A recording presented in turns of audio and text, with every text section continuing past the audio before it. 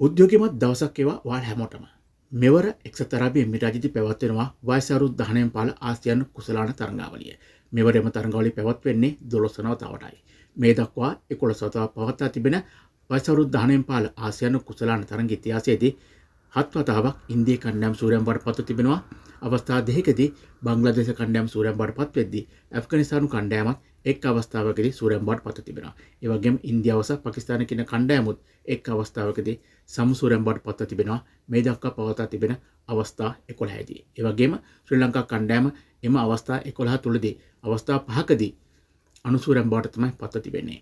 ඉතින් කෙසේ නමුත් මෙවරත් වයස අවුරුදු 19 පාල ආසියානු කුසලාන තරඟාවලියට කණ්ඩායම් 8ක් ක්‍රීඩා කිරීමට අවස්ථාව උදා කරගෙන තිබෙනවා. මේදී මෙවර ශ්‍රී ලංකා වයස අවුරුදු 19 පාල කණ්ඩායමට නායකත්වය ලබා දෙන්නේ විමත් දිනසරයි. ඔහු ඇතුළු ක්‍රීඩකයන් 15 දෙනෙක් තමයි මෙම වයස අවුරුදු 19 පාල ආසියානු කුසලාන වෙනුවෙන් ශ්‍රී ලංකා කණ්ඩායමට නම් කර තිබෙන්නේ. ඉතින් කෙසේ නමුත් කණ්ඩායම් 8ක් කාණ්ඩ දෙකක් යටතේ ක්‍රීඩා කරන්නේ මෙන්න මේ ආකාරයෙන්ුයි. ඒ කාණ්ඩ යටතේ ඉන්දියාව, පාකිස්තානය, එක්සත් අරාබි එමිරාජ්‍ය වගේම මැලේසියා කියන කණ්ඩායම් 4 ක්‍රීඩා කරද්දී B කාණ්ඩ යටතේ ශ්‍රී ලංකාව, බංග්ලාදේශ, ඇෆ්ගනිස්තාන වගේම නේපාල කියන කණ්ඩායම් තමයි ක්‍රීඩා කිරීමට අවස්ථාව උදා කරගෙන තිබෙන්නේ.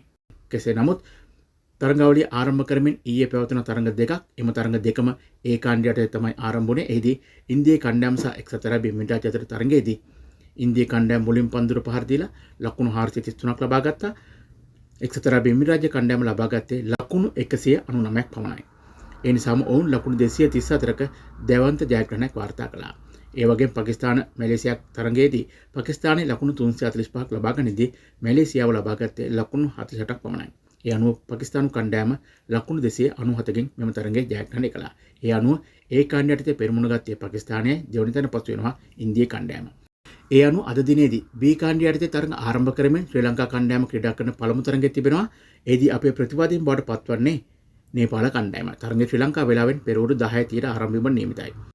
ඒ වගේ මෙම තරඟයේ අමතරව මූලික වටේ වෙනුවෙන් ශ්‍රී ලංකා කණ්ඩායමට තවත් තරඟ දෙකක් ඉදිරියට තිබෙනවා. එෙහිදී දෙවන තරඟය තිබෙනවා ඇෆ්ගනිස්තානය සමගින් ඒ 15 වෙනිදා. ඊටත් අමතරව මූලික වටේ අවසාන තරඟයේ ශ්‍රී ලංකා කණ්ඩායම ක්‍රීඩා කරන්නේ බංග්ලාදේශයට එරෙහිවයි ඒ 17 වෙනිදා. මෙම තරඟ සියල්ලම ශ්‍රී ලංකා වේලාවෙන් පෙරවරු 10:30ට තමයි ආරම්භ වෙන්නේ. කෙසේ නමුත් මේ විදිහට අද අපේ කණ්ඩායම ක්‍රීඩා කරන එසේ නැත්නම් අපේ පොඩි කොල්ලෝ ටික ක්‍රීඩා කරන මෙම තරඟාවලිය සජීවීව බලන්න පුළුවන් වෙන්නේ මෙන්න මේ ආකාරයෙන්.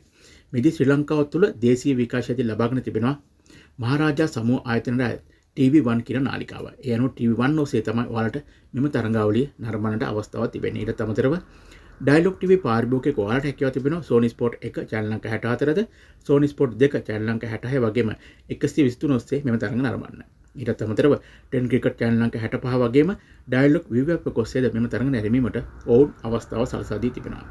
ඊටත් අමතරව POTV පාරිභෝගික ඔයාලට හැකියාව තිබෙනවා Sony Sport 1 channel අංක 320 වගේම 38 ඔස්සේ නරඹන්න. ඒ වගේම Sony Sport 2 channel අංක 319 සහ 45 ඔස්සේ මෙම තරඟ නැරඹීමට අවකාශය උදා වී තිබෙනවා.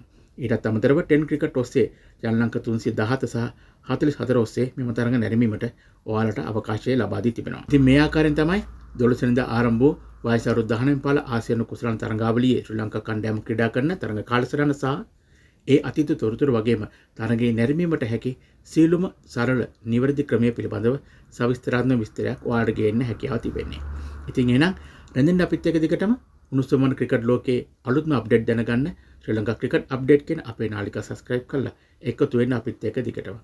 ඔයාලා හැමෝටම සුබ දවසක්. ජය වේවා.